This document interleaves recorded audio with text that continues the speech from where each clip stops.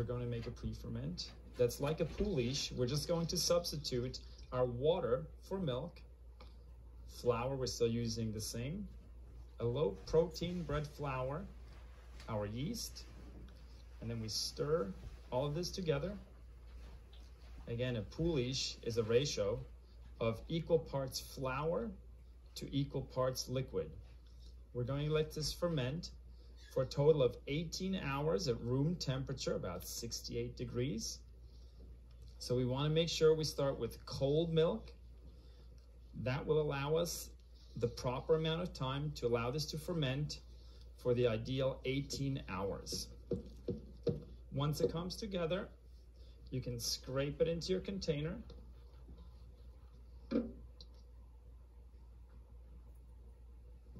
Cover it with a lid and store it in a covered container. To macerate the strawberries, I'm going to only use half of them. Doesn't have to be by weight, just visually using half of them. And the reason why I keep the other half dry is so that when I incorporate into my dough, it doesn't make the dough turn brown.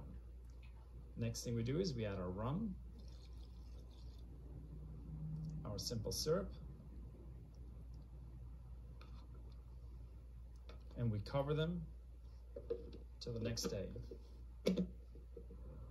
For our strawberry almond brioche, we made a pre-ferment the night before, which is a pouliche consistency with milk, flour, and yeast, and it's nicely matured. And before you start anything, you have to take your macerated strawberries and strain off the liquid. Otherwise, if you put this in your dough, it becomes very sticky and awfully hard to work with. So strain your liquids prior to starting. The easiest way to get our pre-ferment out of the container is adding your liquid ingredients to the top.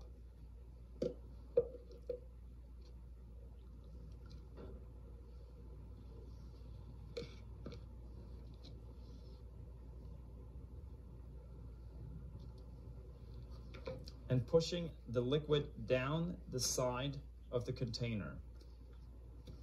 This allows the pre-ferment to easily pour out of its container.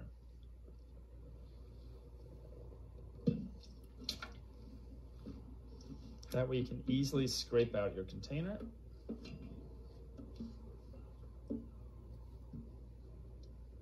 And then we add our dry ingredients, our flour,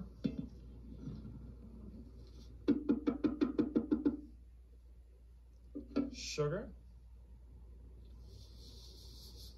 our salt, and yeast.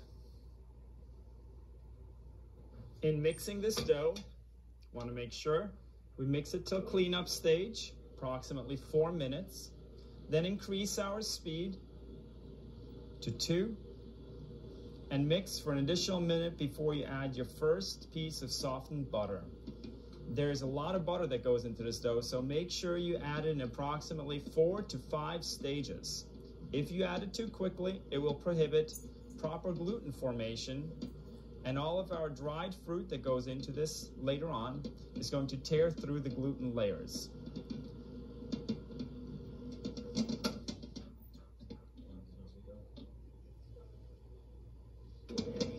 When we add our butter, make sure it's in a plastic consistency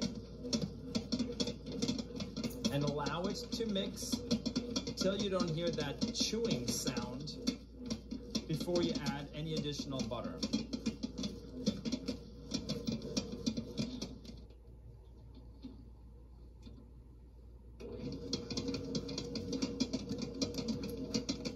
These are almond cubes that we froze the night before, and they're hard right now. And the idea is that when we incorporate it into our dough, that they don't get crushed up, so that when you bite into your product, you almost get this flavor burst-like quality. So the dough looks good now. We turn it back to speed 1. Introduce our almond cubes, and only the dried strawberries. If you would put the macerated strawberries in at this point, you would basically smear the dough and end up with a brown colored dough. And what I'm trying to attain here is a nice clean and white dough. Mix again on first speed. Cutting the dough off the hook 3 times for proper distribution of your dried fruit and almond cubes. Keep in mind that any of these fruits or flavor profiles can be changed. So the dried strawberries could be raisins. Then just macerate the raisins in your rum and you have a rum raisin product. So it's a very versatile dough and has amazing flavor. Take the dough out. And what you're going to do is you're going to spread this dough out into a rectangular-like shape.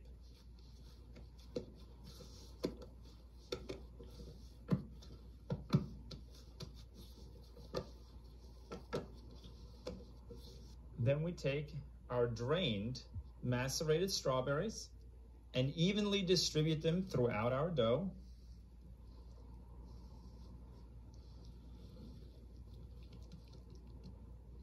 And then you take your dough and you roll it up like a jelly roll.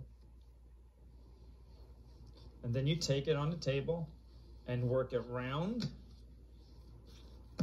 This way you've got a nice distribution of all of your fruit.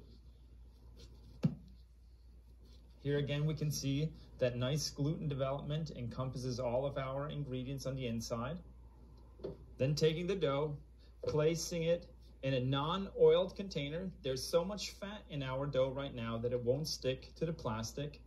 On this dough, you want to make sure that the internal temperature is not above 80, otherwise your butter will start to melt out of it.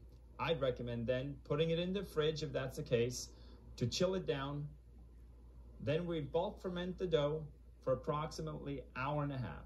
After the strawberry almond brioche has finished its bulk fermentation, we want to make sure to put a little bit of flour on the surface.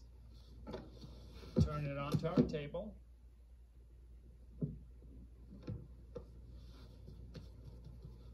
Put a little bit of flour over the top and divide it into 100 to 110 gram units. Now when you shape these, it's best to use quite a bit of flour because that macerated fruit makes the dough fairly sticky. Shape them into a nice, smooth, round ball and place them into our paper cups.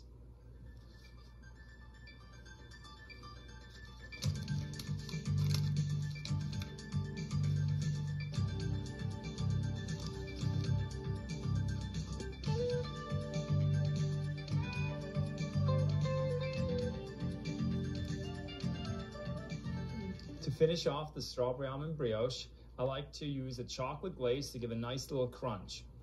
What we have here is some oil, egg whites, almond flour, corn flour, granulated sugar, and cocoa powder. We stir these ingredients together.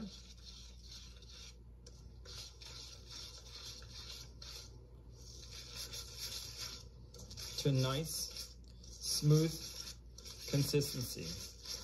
To thin down the consistency, you can add some vanilla to this.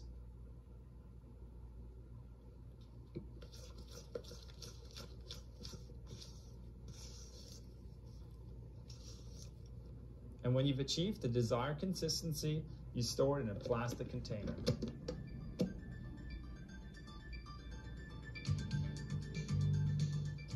Then we apply our chocolate glaze.